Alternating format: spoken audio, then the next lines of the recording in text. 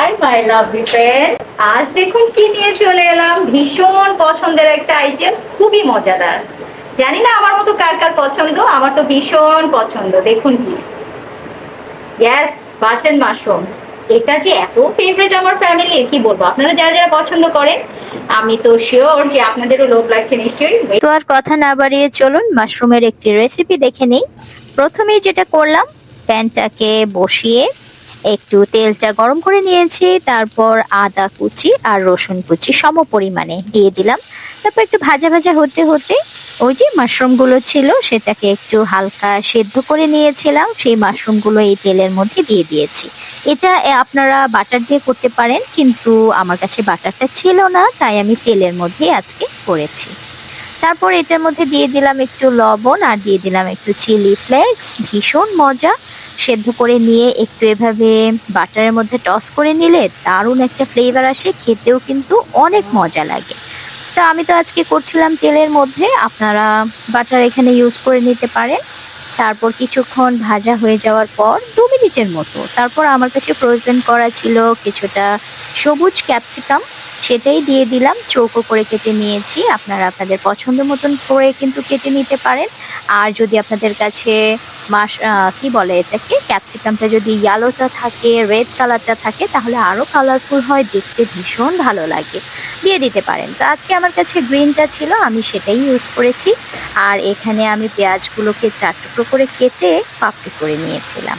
এগুলো দেশি পেঁয়াজ, আপনারা চাইলে কিন্তু এভাবে পাপড়ি করে নিতে পারেন বা কেটেও দিতে পারেন। পাপড়ি করে নিলে অবশ্য খেতে খুব ভালো লাগে, বাইটে বাইটে কামড়ে যখন মানে পড়ে না, খুবই ভালো লাগে, অনেক মজা হয়।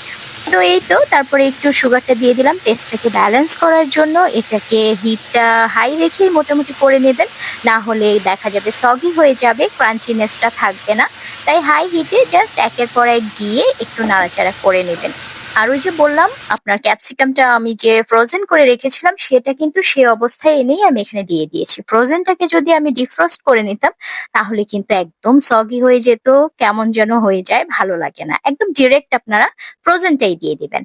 আর এখানে আমি কিছুটা গরুর মাংস এভাবে ছোট ছোট করে কেটে রেখেছিলাম, কেটে এটাকে আদা রসুন আর গোলমরিচ দিয়ে জাস্ট 40 মিনিটের মতো সেদ্ধ করে নিয়েছি। সেই সেদ্ধ করা গরুর মাংসের পিসগুলো আমি এখানে দিয়ে দিলাম। তারপর দিয়ে দিতে হবে আমাদের একটু চিলি সস, তারপর সয়া সস, ওয়েস্টার সস। তো এই তো, আমি মোটামুটি ডান। এটা কিন্তু খুব অল্প সময়ের একটা রেসিপি, আর খেতে ভীষণ মজা হয়। আমি একটু সসি সসি রাখবো, সেই জন্য আমি একটু সসটা বাড়িয়ে দিয়েছি। আপনারা আপনাদের পছন্দ মতো যদি আরেকটু ড্রাই রাখতে চান সেটাও কোনো প্রবলেম নেই। আমি একটু সসই রাখবো, তাই আমি সসটা বাড়িয়ে দিয়েছি। আর এগুলো সব আমার বাসায় কিন্তু বানানো। এই যে চিলি সসটা অ্যাড করলাম, টমেটো চিলি সসটা, এটাও আমার বাসায় বানানো। আর দিয়ে দিয়েছি বেশ কিছুটা গোলমরিচ, ভীষণ মজা এবং এতটা ফ্লেভারফুল কি বলবো। গোলমরিচের গুঁড়োটা একদম লাস্টে দিয়ে দিলাম। হয়ে গিয়েছে আমার এটা। এখন আমি এটাকে সার্ভিং এ নিয়ে যাব। আপনারা চাইলে এখানে হোয়াইট পেপারটাও দিতে পারেন, কিন্তু আমার কাছে মনে হয় গোলমরিচের ফ্লেভারটা অনেক বেশি স্ট্রং। এই যা ঝালটা একটু কম মনে হচ্ছে, তাই একটু চিলি ফ্লেক্সটা বাড়িয়ে দিলাম। ব্যাস ডান হয়ে গেল। নিয়ে যাচ্ছি টেবিলে। আজ আমি সার্ভিং করেছি একেবারে সিম্পল হোমমেড পাস্তা দিয়ে। পাস্তাটাকে টস করে নিয়েছি শুধু একটু বাটারের মধ্যে, সল্ট এন্ড পেপার দিয়ে, আর কিছু না। একদম সিম্পল, একদম সিম্পল। এটার মধ্যে এই জাস্ট চাইনিজ বিফ সিজলিং, ভীষণ মজাদার। আমি তো অবশ্যই ইনসিস্ট করব একবার হলেও ট্রাই করে দেখবেন, অনেক মজা হবে। চাইনিজ বিফ সিজলিংটা জাস্ট ওয়াও, ইয়ামি। তো আজ চলে যাচ্ছি, দেখা হবে নিশ্চয়ই পরবর্তী কোনো ভিডিওতে।